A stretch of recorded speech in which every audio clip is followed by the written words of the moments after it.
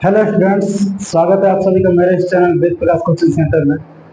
हम लोग भौतिक विज्ञान का पहला लेसन वैद्युत अणु संक्षेप समाप्त कर चुके हैं और आज हम दूसरा लेसन पढ़ेंगे गॉस का प्रमेय और उसका अनुप्रयोग, जो बहुत ही क्या है महत्वपूर्ण है। ठीक ना, देखेंगे हम लोग दूसरा अध्याय का नाम गॉस का प्रमेय और उसका अनुप्रयोग।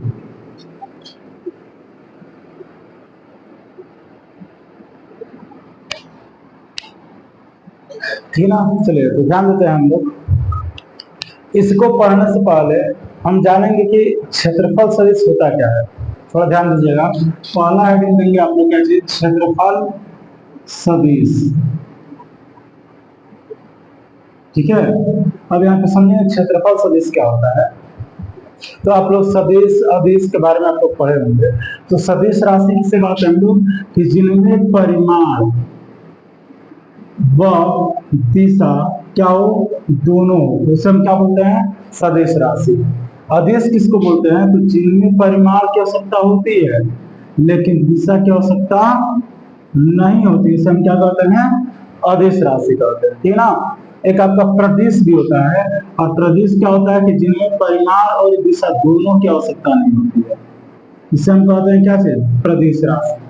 ठीक है ना। जैसे आप लोग अभी कक्षा 11 में ही पढ़े होंगे क्या चीज, पृष्ठ तनाव के बारे में। तो पृष्ठ तनाव आपका कौन सा राशि आ जाएगा, प्रदिश में। ना तो इसमें परिमाण होगा और ना ही दिशा होगा। और सुनना, तो हम इसके बारे में समझेंगे कि क्षेत्रफल सदिश होता क्या है। तो देखिए, क्षेत्रफल एक प्रकार की कौन सी राशि है, सदिश राशि है। और सदिश राशि है तो इसकी दिशा भी क्या होगी, कहीं ना कहीं होगी। तो इसकी दिशा जो होती है वो तल की क्या होती है, लंबवत होती है। और सुनना, जैसे मान लीजिए मार्कर दिया गया, तो मार्कर किस आकार का है, बेलन के आकार का।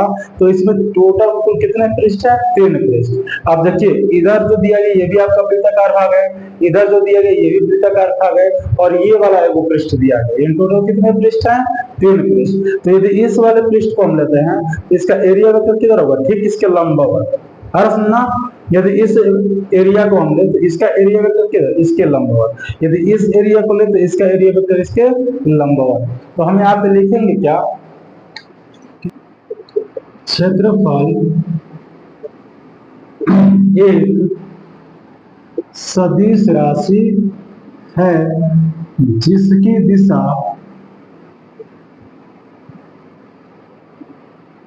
तल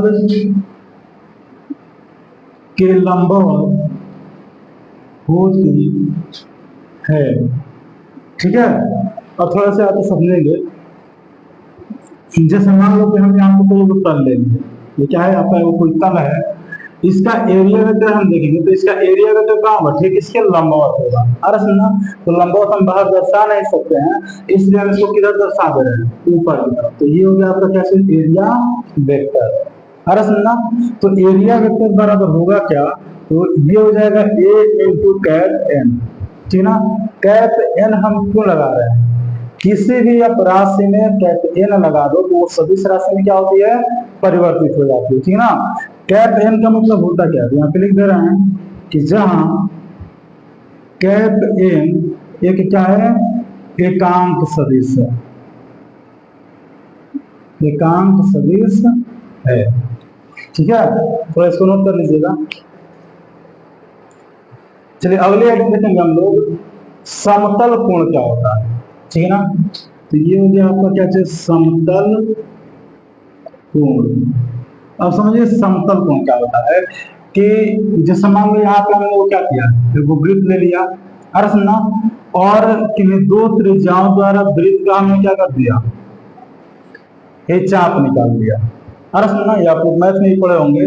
तो ये आपका क्या होता है, चाप की लंबाई, जिसको हम दिखाते किससे है, एस से, और इनके द्वारा त्रिज्या के द्वारा केंद्र पर जो कोण अंतरित है, इसको हम क्या मान लेते हैं, थीटा मान लेते हैं। और ये हो गया क्या चीज, त्रिज्या। हाँ, तो यहां समझिए, किसी चाप द्वारा, किसके, तो वृत्त के, वृत्त के किसी चाप द्वारा केंद्र पर जो कोण अंतरित होता है, इसे हम कहते हैं क्या चीज, समतल कोण।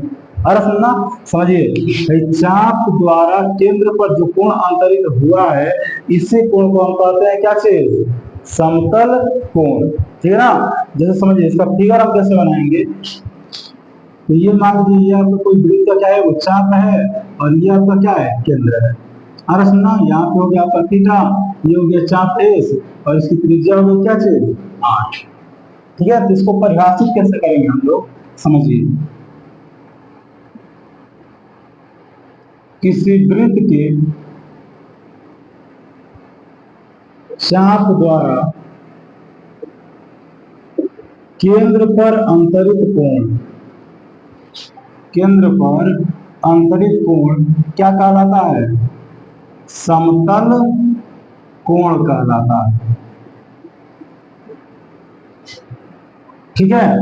अच्छा, इसको किससे दिखाते हैं हम लोग, थीटा से। तो यहां पे लिखेंगे इसे थीटा से प्रदर्शित करते हैं।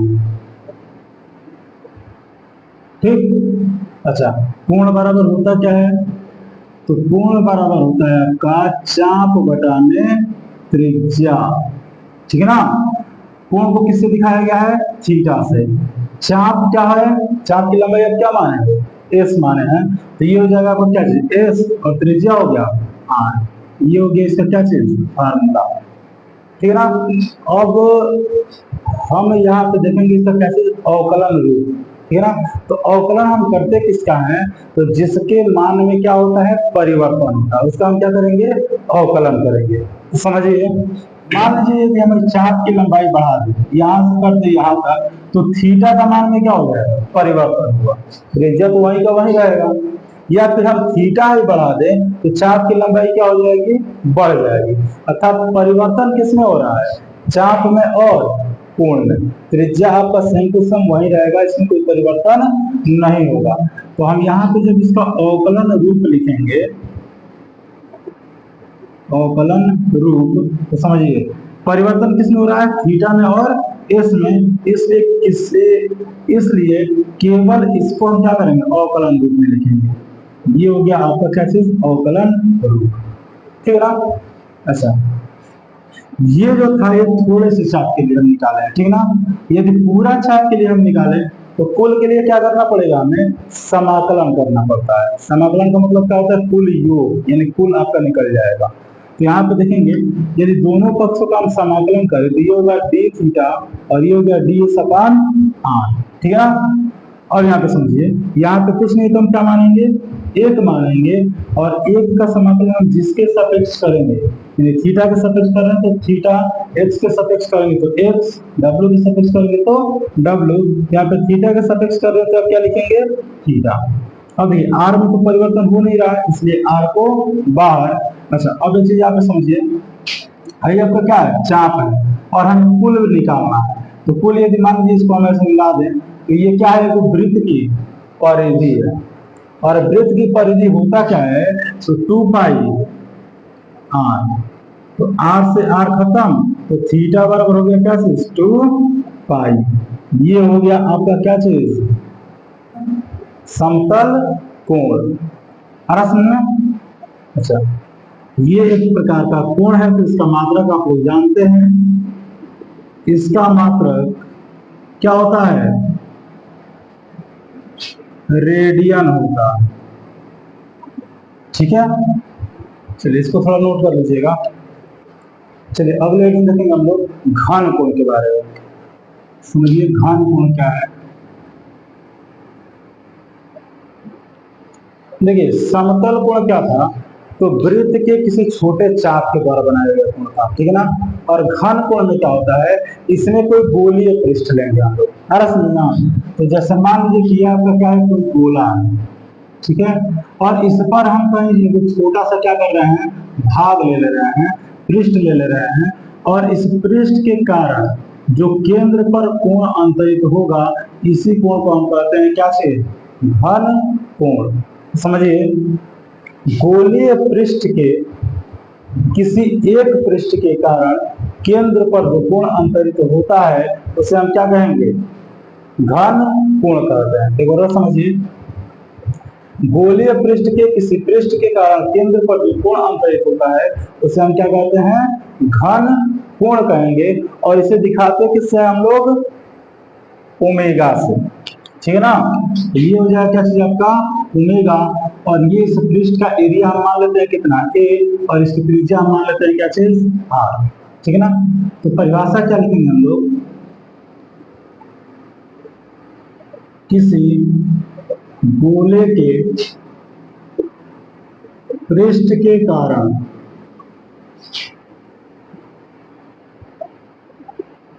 केंद्र पर अंतरित कोण क्या कहलाता है, घन कोण कहलाता है, ठीक है।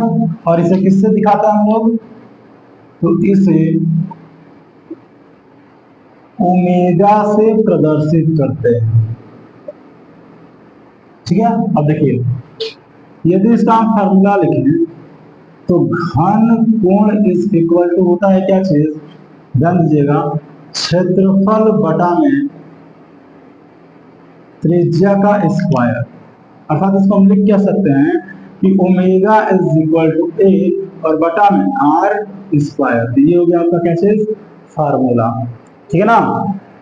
अच्छा, इसका भी यदि अवकलन रूप हम लिखना चाहें तो ये हो जाएगा क्या चीज, अवकलन रूप।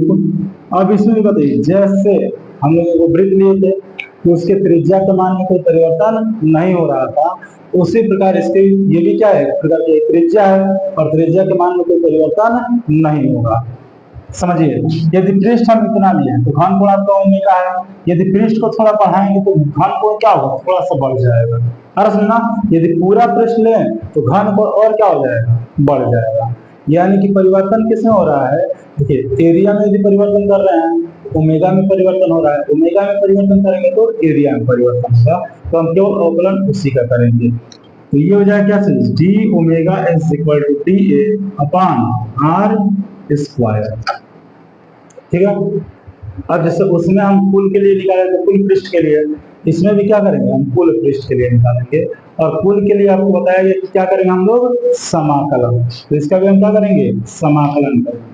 तो यहाँ पे जब समाकलन करेंगे तो ये होगा डी ओमेगा और ये हो जाएगा D A upon R square. अब देखिए यहाँ पे कुछ नहीं तो क्या मानोगे, एक। और अभी हम बताए हैं कि एक का समाकलन आप जिसके सापेक्ष करोगे, यदि ओमेगा के सापेक्ष कर रहे हैं तो क्या होगा, ओमेगा। ये 1/r स्क्वायर बाहर कर लीजिए,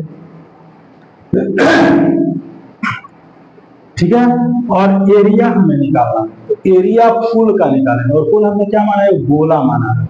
और गोले का जो एरिया होता है वो होता है क्या चीज, 4πr स्क्वायर। आर स्क्वायर से आर स्क्वायर खत्म, तो ओमेगा इज इक्वल टू क्या हो गया, 4π।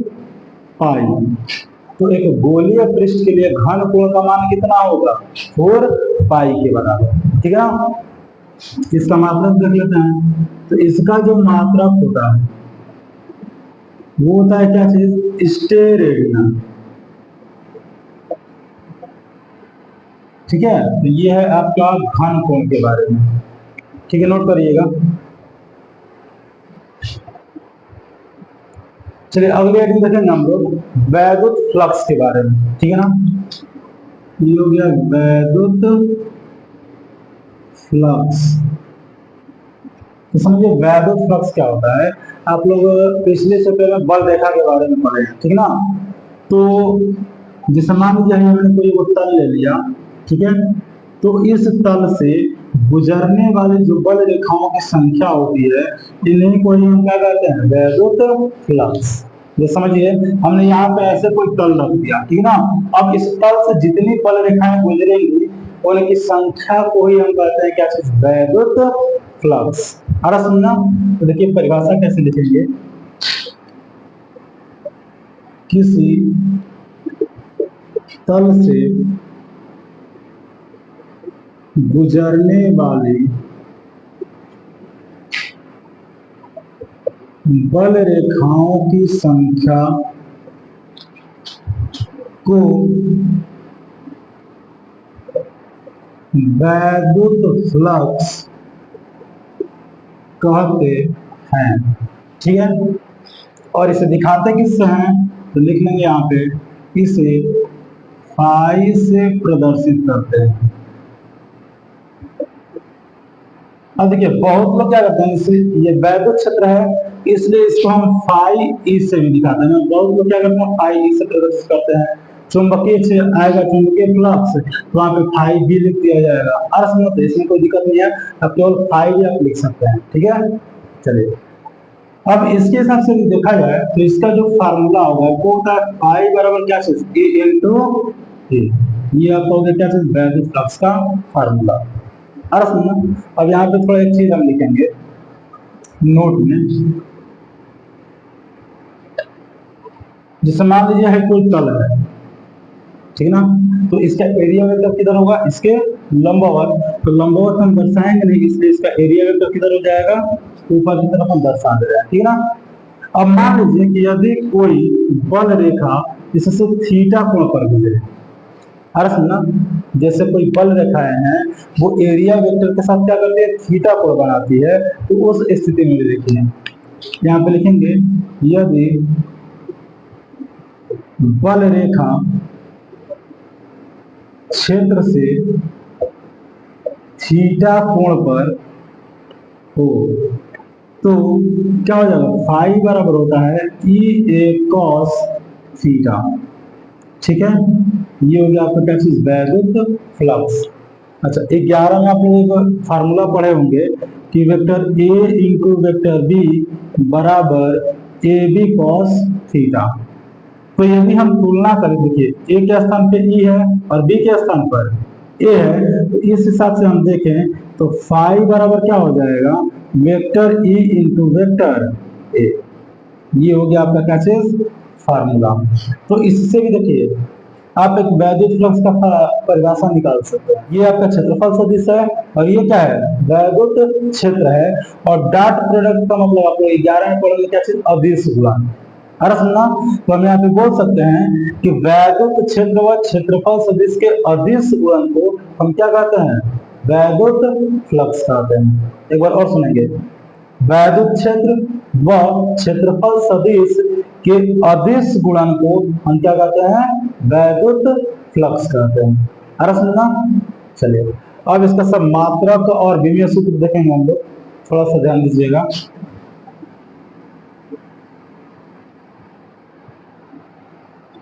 समझिए, देखेंगे इसका मात्रक, तो इसका जो मात्रक होता है तो इसके लिए हम पहले क्या लिख रहे हैं, यहाँ पे फार्मूला। फार्मूला आप लोग पढ़े हो ए इंटू ए, तो समझिए ए बराबर आप लोग पढ़े हो क्या चीज, एफ अपान क्यू।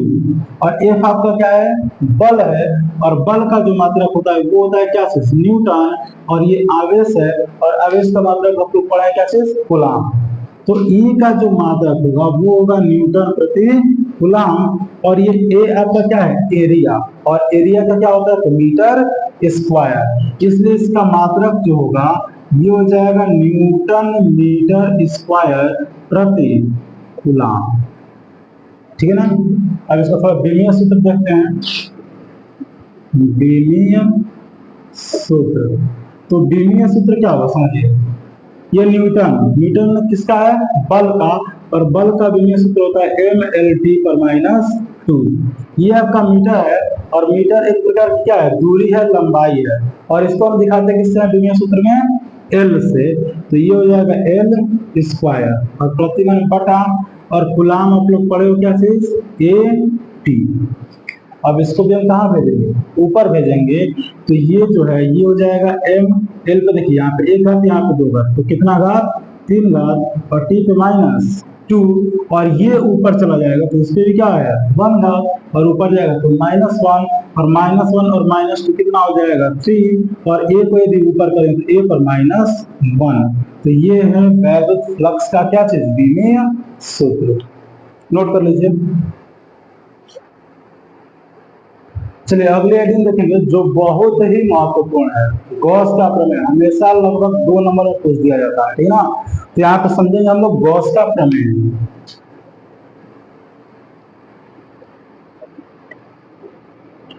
गॉस का प्रमेय समझिए, यहाँ पे जैसे मान लीजिए हमने कोई तल ले लिया, ठीक ना, तो इस तल से गुजरने वाले कुल जो वैद्युत फ्लक्स होता है वो इसमें उपस्थित कुल आवेश का, आवेश मैंने क्या चीज क्यू का 1/ε0 गुना के क्या होता है बराबर होता है। ऐसे में थोड़ा और समझेंगे। किसी तल से गुजरने वाला वैद्युत फ्लक्स उस तल में उपस्थित आवेश का 1/ε0 गुना होता है, और यही क्या है गॉस का प्रमेय। तो यहाँ पे लिखेंगे किसी तल से गुजरने वाला वैद्युत फ्लक्स उसमें उपस्थित कुल आवेश का 1/ε0 गुना होता है। अर्थात आप ये लिख सकते हैं phi is equal to Q into epsilon naught, या इसको ऐसे भी लिख सकते हो क्यू बाई एप्साइलन नॉट। ठीक है, नोट कीजिएगा। अगले दिन हम लोग पढ़ेंगे गॉस के प्रमेय का निगमन। ठीक है,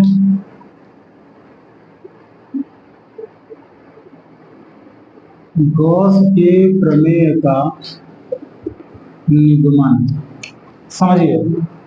गॉस के प्रमेय के लिए हम क्या करेंगे कि इसमें एक आवेश लेंगे हम क्या चीज क्यू। तो मान लीजिए हमने एक आवेश ले लिया क्यू।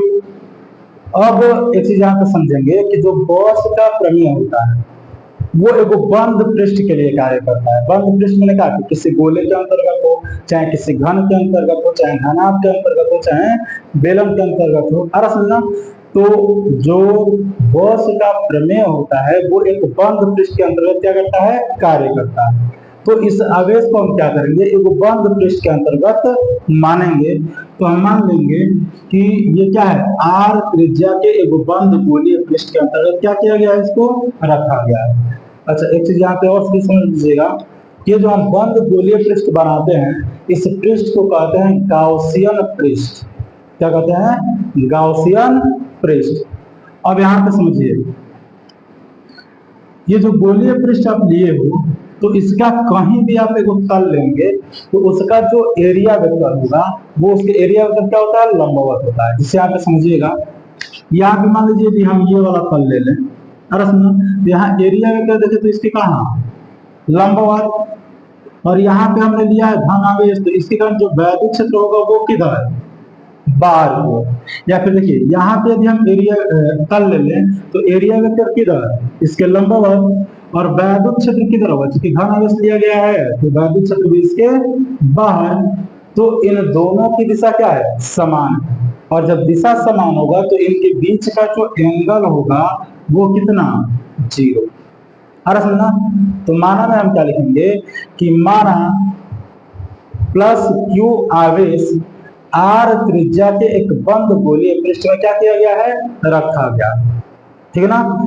तो इस तल से गुजरने वाला कुल वैद्युत फ्लक्स यहाँ पे लिखेंगे बंद गोलीय पृष्ठ से गुजरने वाला कुल वैद्युत फ्लक्स फाई बराबर क्या होता है तो E इंटू ए कॉस थीटा।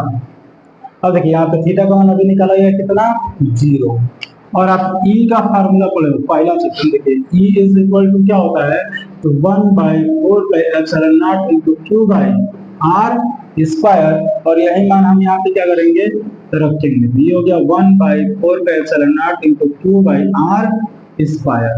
अब यहाँ पे हमें लिखना है एरिया किसका गोलीय पृष्ठ का, और गोलीय पृष्ठ का एरिया होता है 4πr स्क्वायर, और ये हो गया cos 0। तो समझिए 4π से 4πr स्क्वायर से r स्क्वायर खत्म, ये हो गया फाई बराबर q बाई एप्सिलॉन नॉट, और cos 0 का मान 1। तो फाई बराबर क्या हो गया q बाई एप्सिलॉन नॉट, और यही आपका क्या है गॉस का प्रमेय। आ रहा समझ में, तो इसको नोट कर लीजिए आप लोग। तो आज के लिए इतना ही रहने दे रहे हैं। कल हम लोग पढ़ेंगे क्या चीज, गॉस का अनुप्रयोग। इनका जो प्रमेय है, इस प्रमेय के आधार पर क्या किया गया, कुछ अनुप्रयोग है उसके बारे में हम लोग पढ़ेंगे। जो पेपर में हमेशा एक अनुप्रयोग पूछा जाता है, कम से कम हम लोग 5 अनुप्रयोग पढ़ेंगे और इस पांचों में से एक अनुप्रयोग क्या किया जाता है, पूछा जाता है एग्जाम में। या तो 3 नंबर का आएगा या तो 5 नंबर का आएगा। ठीक है, चलिए।